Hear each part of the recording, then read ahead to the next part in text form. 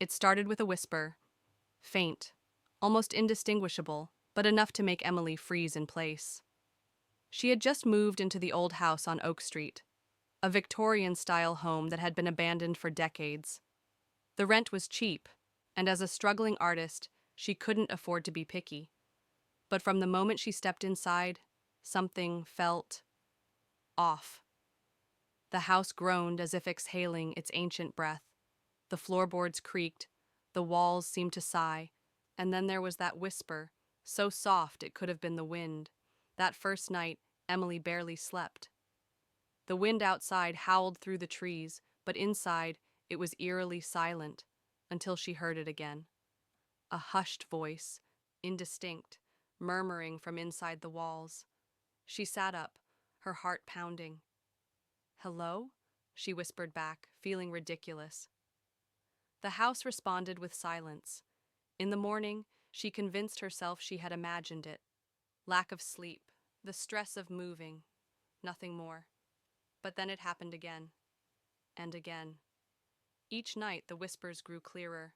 She began to make out words, though they made no sense, a childlike voice muttering in a language she didn't understand.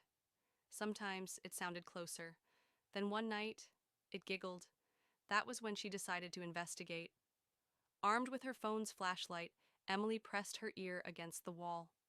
Silence. But when she knocked, a knock came back from inside. Her breath hitched. The air turned thick. She wasn't alone. Determined to prove to herself that there was a logical explanation, she grabbed a screwdriver. If something, or someone, was in there, she needed to know. She pried at the wallpaper, finding an old, hidden door behind it. It had been sealed shut. With trembling hands, she dug her nails into the edges and pulled. The door groaned open, revealing darkness. The air reeked of mildew and something rotten. Shining her flashlight inside, Emily gasped. The space was narrow, barely wide enough for a person to crawl through, but the walls, they were covered in deep scratches and tiny handprints. Something moved in the shadows. A whisper, a giggle. Then, suddenly, small pale fingers curled around the edge of the opening. Emily screamed, stumbling back. The door slammed shut on its own, and the whispers turned into laughter, shrill and unearthly. She ran, fled from the house, never looking back.